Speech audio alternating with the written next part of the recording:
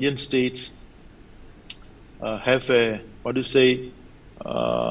doubtful or kind of impression towards the people of Manipur because of the the conspiracy that was created at the time of the merger of the Manipur state to the Indian Union. All this has, given a kind of situations where the Indian states also don't want to, confess or to tender an apology to the people for the kind of blunder they had carried out during the time of merger. And there are also another generations of people of Manipur who don't want to simply abandon the way, Manipur has become part of India in a very controversial manner. This has led to the creation of two different ideas where the overall insurgency issues of Manipur came out, and the way the Indian state has adopted Manipur as a part of the Indian Union, and the way Manipur is being treated for so long. So if we don't look back into this I think it was a voluntary merger, Mr. Athouba. The king agreed. Just to point out one point, the signing of the agreement happens to be on 21st of September, 1949. And it was in 21st September 1949. And if you please check out on the news headlines of the then Ceylon Times, on 27th of September, on 27th of September, the news reported came out on headlines, not only between the lines, but not on the headlines of the newspaper. It says that Manipur annexed by New Delhi. If it's a Mr. Athouba, I really don't want to get into the complexity of merger and multiple interpretation. No, I'm just giving you the background. I asked, why has the turmoil, this 16 months of turmoil? We can have different views. I believe Manipur is an integral part of this country, and it happened with pure volition of the state. But right now, I really don't want to have a conversation on the historical part of it. We can have that academic debate little later. But what I really wanted to know, because you represent COCOMI, why is violence continuing for so long? That's where I'm going to come, because with that, keeping that background in mind, the two aspects of arguments came out. One from the Indian state to make Manipur part of India, and it has become a part of India. We have been, living as an Indian citizen. The majority of the civilian populations have already, exercising the adult franchise under the Indian constitutions. People are, educating, people are employed, and everything has been come under the welfare of the constitutions of India, no doubt. But there is also another group of, of people who wants to, kind of come to a compromising or kind of negotiating situations where we can, rectify those complications that causes the entire confusion among the, two sets of ideas. That's what I was just pointing out. Anyway, coming to the point, what you have just said. Then what happens, this, since the imposition of Armed Forces Special Powers Act in Manipur, there were aggressive military operations being carried out to, contain and control all those armed movements, including those insurgent groups of the Meiteis, and even also for the Nagas. So that military means to contain and control the insurgency movement, it couldn't work out because they have applied it for not less than several decades. So they changed the idea. The Indian state has changed the policy. Since the beginning of the new regime under the Chief Minister of Mr. Biren, we haven't experienced any cases of fake encounters. But before that, the state police officers were awarded gallantries for killing people. They have been awarded gallantries and there was abundance of what does that fake mean? encounters. Mr. Khuraijam, those are legal issues. What does that has to do with the crisis which engulfs the state I am coming today? to the point. Yes, you also need to understand this part, because my point is, then what happens, despite huge deployment of armed military personnel in the state of Manipur, they fail to control and contain certain groups of insurgent groups.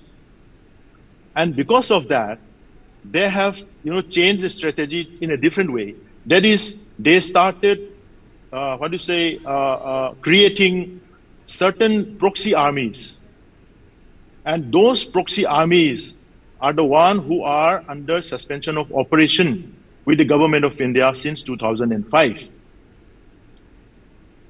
It was formalized in 2008, but Kartikeya, you'll be surprised to know, when the Assam Rifles initiated or facilitated this suspension of operations or the kind of proxy military alliance with those immigrant armed forces, armed groups, there were groups, out of the 25 signatory groups, there were groups with only 11 cadres, with only 13 or 14 cadres, with only 30 cadres.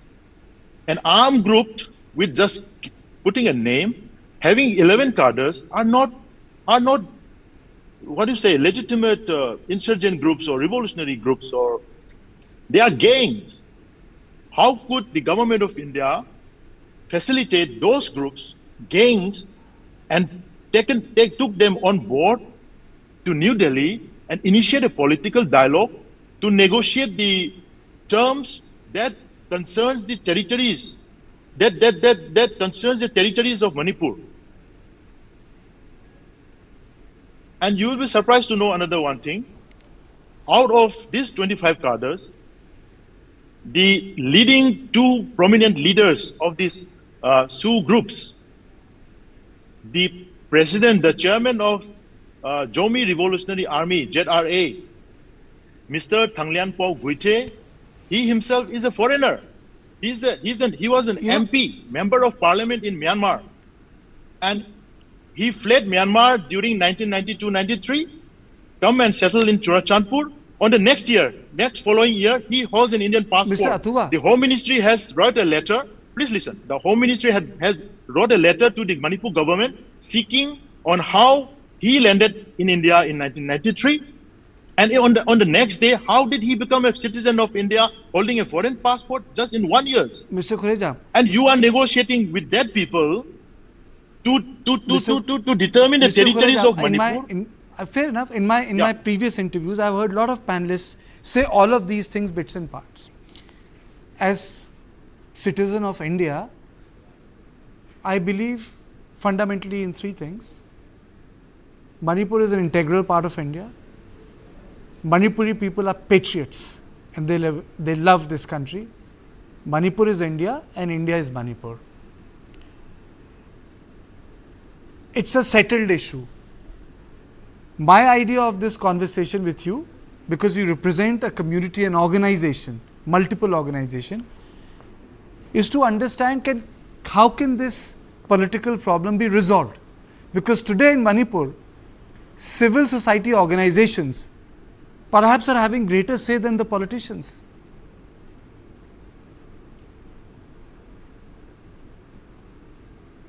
If you remember what the former Union Home Secretary, Mr. G.K. Pillai, has stated in the workshop that was held in IDSA or somewhere, he clearly states, I am giving you the background because now the kind of counter-insurgency I respect policy, your view. I don't want to interrupt you. I respect your view. I respect the fact that you are talking to me from Zurich. But I have this position as a citizen. I don't want to have conspiracy theories on merger. Today, my whole idea. It's not about conspiracy theories. Let me complete. No offense meant. We are not Pakistan. We have not annexed, Baluchistan. We are India. The merger has been part of a process legally done, correctly done by Pandit Jawaharlal Nehru and Sardar Patel, Home Minister. We differentiate ourselves from other countries. My whole idea is to understand from you that what is so intrinsic to the problem of Manipur that it remains unresolved. You have 3 months of peace and then you have violence on the street, police gets hit, even the Raj Bhavan gets hit. This time it became so violent. You have artificial border, you have some peace and then suddenly the firing happens, the rockets are there, the drones fly. Why is this happening?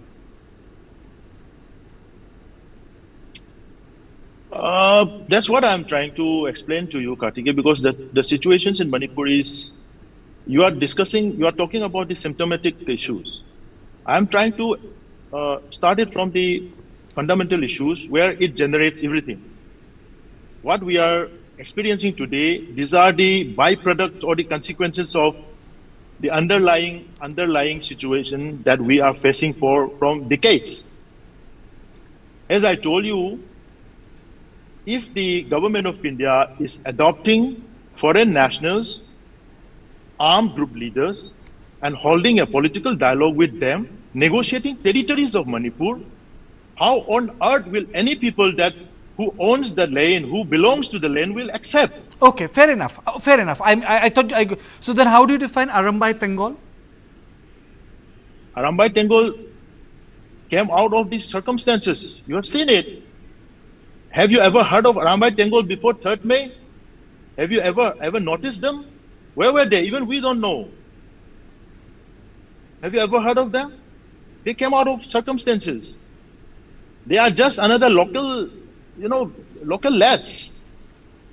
They are everywhere, every locality. Those boys who were in schools and colleges, they are just, coming out in defense of the people and their land. And there is an imminent threat because they have already accumulated enough power. They have planted population in strategic points. Our highways are completely, controlled by them. Those immigrant armed forces, they have been levying taxes. I will send you the list of receipts they generate, 60,000, 50,000 from every vehicles. And the Indian Army stationed on the highways are remaining mute spectators. They don't control that. They allow them to levy taxes on the highways illegally. I've spoken to the top officers of the Assam Rifles during the first and second month of this turmoil situation. I have pinpointed them where the collection points are being made, where are the counters open. You know how did they confess? They said, Home Ministry don't provide them regular stipends. And they come us and said, we have families, we have to feed them, let us levy some taxes from the civilian population. So they have no options other than to let them do that. Are you saying that there's a demographic change that has taken place in some areas? Definitely, it is all because of demography, illegal immigration. When the Union Home Minister says that, fencing is going to be done now, borders is going to be checked, which means that he acknowledged that these borders is become a big problem for the state of Manipur and the Northeast region. If he acknowledged that, then there should be a retrospective effect of what he is saying today, because this border has been open for 70 years. 70 years. Nobody dare to check that. Nobody cares. They said that Myanmar is a friendly country. So everything that happens from Myanmar, it's okay inside the territory of Manipur. Until unless, it reaches to the other parts of the country. So are you saying that the free movement regime, are you saying that the Act East, Look East, it was problematic? Very much. Those are the triggers. Those are the triggers. And, the Assam Rifles, DG himself has already confessed in one of your interview that they failed to check the international borders. No, he said the number of battalions he has is not sufficient to entirely patrol the border 24/7. Let me correct, because I interviewed him. So many reasons. He said so many other battalions are required for a perfect solution. But the conclusion he made is he couldn't manage, isn't it? I don't think it's about him. I don't think we should get a person. No, I mean he represents an institution. An Assam Rifle functions under a ministry, a minister. I'm not saying it personally, but he being the top officer, when he says that, he means to say that Assam Rifle failed to guard the international border properly, maybe lack of logistic support, maybe lack of manpower, whatever, but they failed. That's what he acknowledged. But Mr. Khuraijam Athouba, That's what I'm saying. the Kukis and the Maitis will need to live together, na? Manipur is part of India, See, integral part of India. Kartikeya, please, Kartikeya, let me clarify on that. We never fix responsibilities or blame the civilian Kuki people. There are native Kuki people who have been naturalized by our king since 1830s.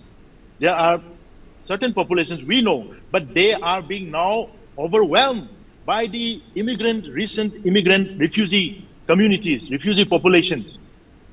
Since 1962, we are adopting refugees after refugees, waves of refugees, and the Indian constitution fails to keep them under certain categories. They have been naturalized, made the citizens, convert them to scheduled tribes. Wherever they settle, it becomes scheduled tribe lands, and we couldn't even do anything on that part of their territories. How on earth the Constitution of India, instead of protecting us, the indigenous people, adopting immigrants and giving them all the rights and privileges and the constitutional protection to them in the name of scheduled tribes? But I think there's an NRC in place. The biometrics has been started by the government. It started just few months back. शुरुआत तो हुई. NRC hasn't started. NRC has to be, definitely started. NRC is a good thing. And it should have a retrospective effect the way they said that there should be a base year of 1951. Because after that, those who were identified, they should be kept under certain category. They cannot be naturalized and become the indigenous people of this territory. Do you think that the drug is a bigger issue? Pardon? Do you think that the drug is a bigger issue? When I had interviewed Biren Singh, the Chief Minister, he said people need to understand one thing, that the core issue is drugs. Do you think that the core issue is drugs? He said he went after the drugs and the problem began. Drugs is also one of the key issues because, the narco funds are very powerful. Manipur is a poor state and so many things can be determined by money. You know it. So many things can be determined by money, and that is what has been going on over the past so many decades. Opium poppy cultivations in the hill territories of Manipur is not very recent. It's been there for past 20-30 years, Kartikeya. There were also certain parts of opium poppy cultivation which were visible from the Imphal Valley itself. But fortunately or unfortunately, the Chief Minister, Mr. Biren, has initiated some kind of war on drugs campaign and started destroying the, poppy cultivations and started apprehending huge consignments of drugs and all. It has also given a big impact to those groups who are trying to secure territories, establish, a narcotic empire inside the hill territories of Manipur. So this is also one of the key drivers in the ongoing conflict. This is one of the key drivers in the conflict. But why is there lack of conversation? Why is there lack of conversation? If you're saying that the Kukis are part of the state of Manipur, how come the civil society members are not talking? You represent them. You're a spokesperson of the COCOMI. There are Kuki groups. Yes. Now the Kuki peoples are the native Thado. We call it Thado and Khongzai, not Kuki actually. The Thado peoples are now not being represented, or maybe misrepresented by immigrant group leaders. Left.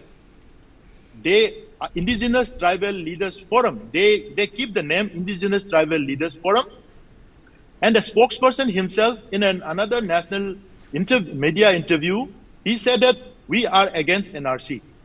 The Indigenous Tribal Leaders Forum is against NRC. Why is that? If they are the indigenous tribal leaders of Manipur, why don't they want to register or update their registration as a citizen of the country? Why are they against that?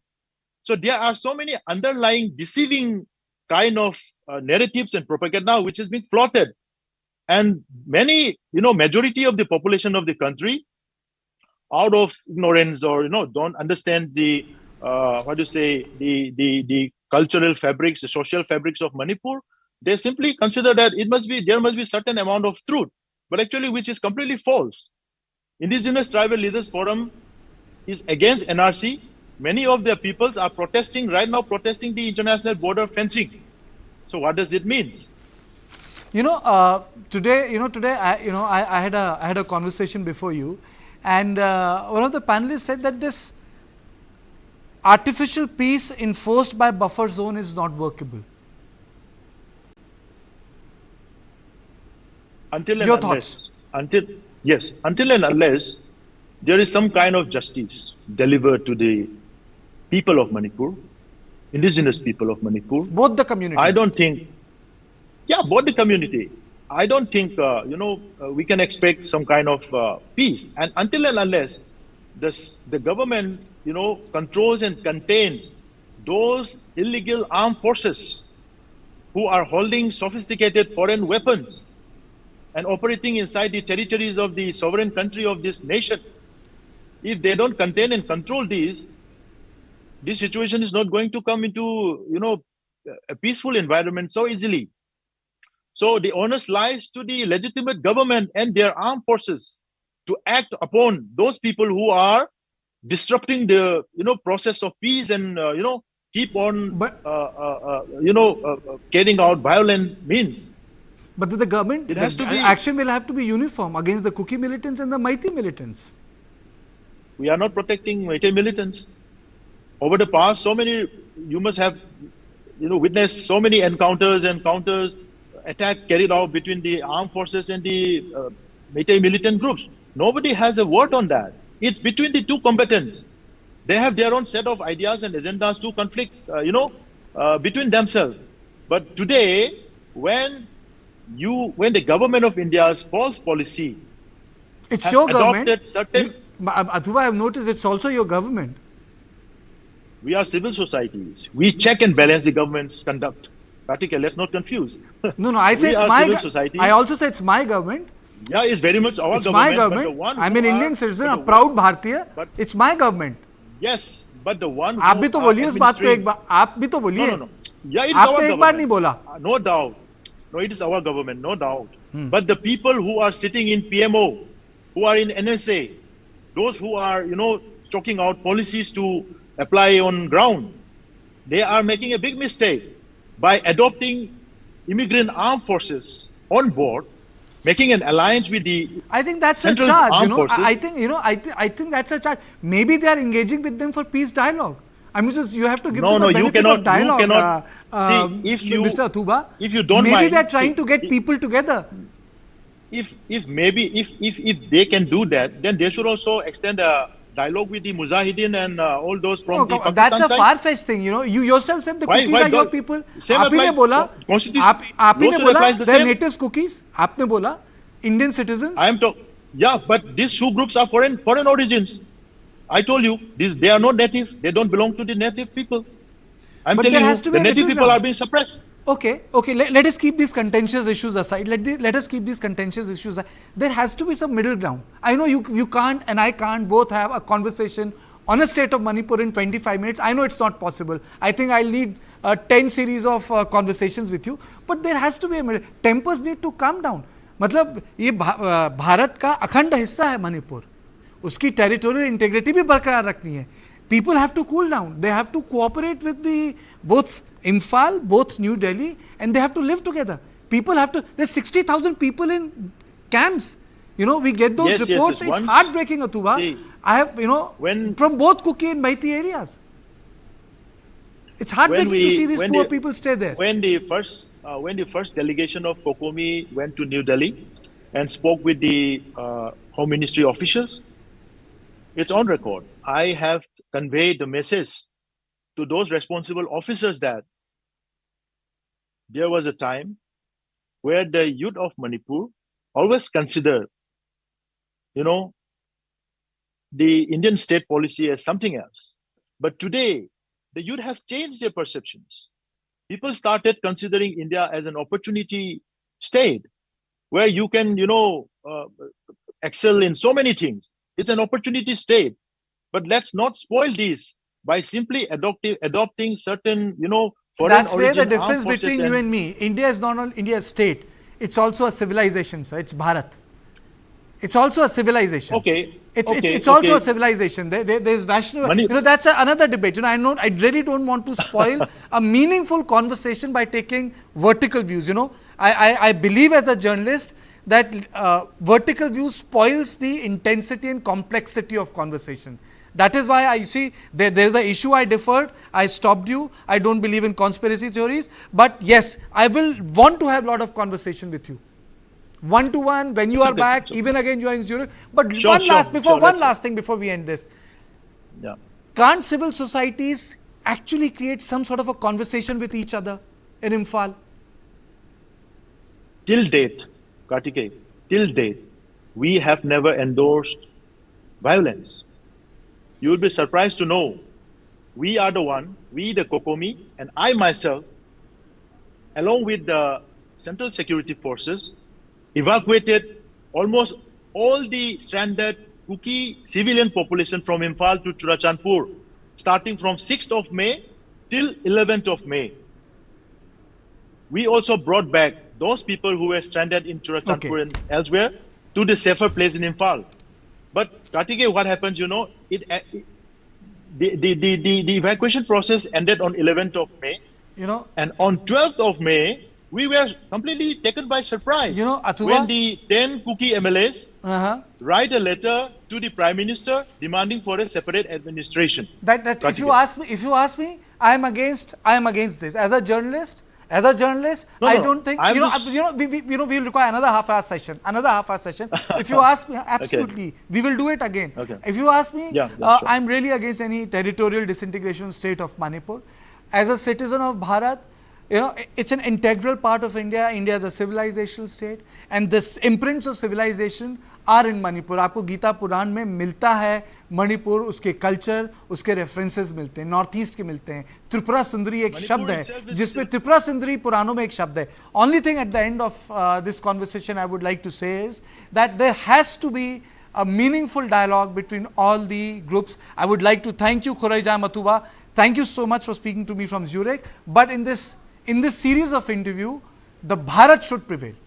Indian unity should prevail over any tendency which harms our national security interests. And I really wish all you people who have a say, and so many people who listen to you must cooperate with the government of the day. Thank you so much. Thank you so much.